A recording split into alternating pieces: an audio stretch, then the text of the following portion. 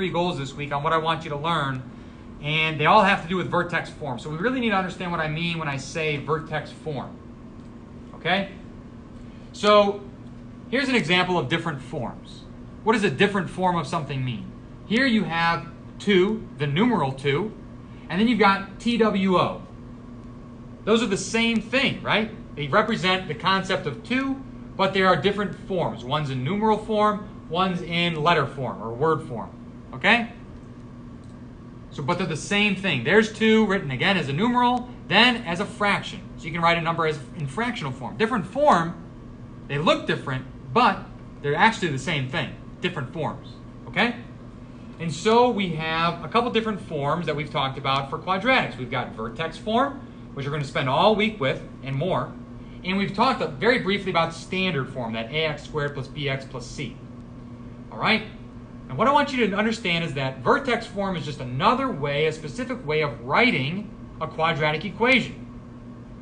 All right? So I'm going to share a Desmos graph with you. So please maybe jump back into the Google Meet. And I want to show you what I mean. Let's see, share this. Okay. And so, if you're looking at the Google Meet now, I'm sharing my Desmos graph, and you'll see a blue parabola, and you'll see the equation that I graphed here. That is in standard form, which looks very different than this equation here. These 2 equations do not look similar, or do not look the same. But look what happens. It's the same parabola. And so you have the same parabola with 2 different forms of its equation. This top one being vertex form, and this bottom one being standard form.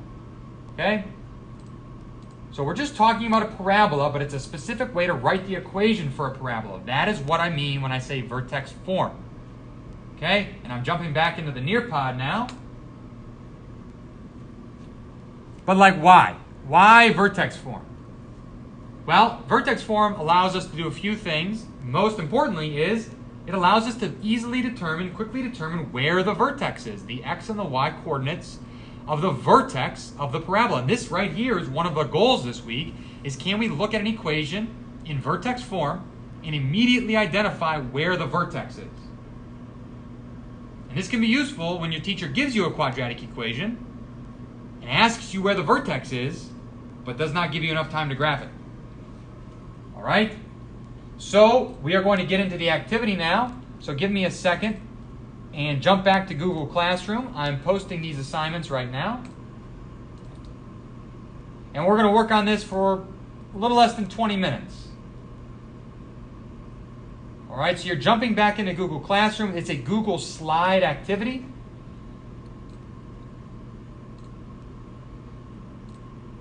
So give it a second, refresh Google Classroom. It should pop up at the top of your Google Stream and in your classwork section. Day 6, student paste.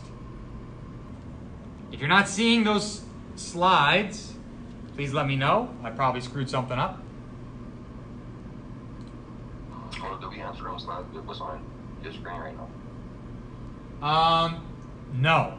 So just give me 1 second there, Braden. You can do number 2, Braden. I know you can do number 2 and maybe number 3, but give me a second. I'll come back. You can come back to number 1 because maybe I didn't write that question clearly enough because there has been a lot of questions about that one.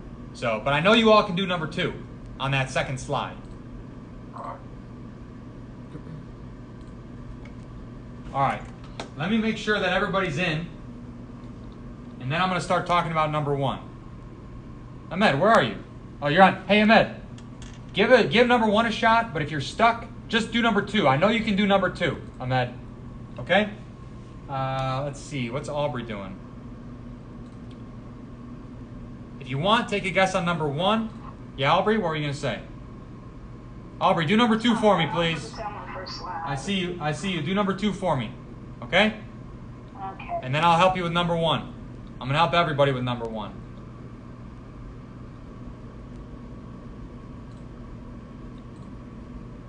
All right. Thank you, Braden. You got the second one there.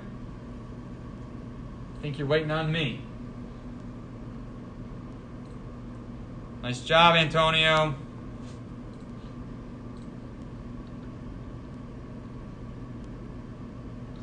All right, I'm going to talk about number 1 here.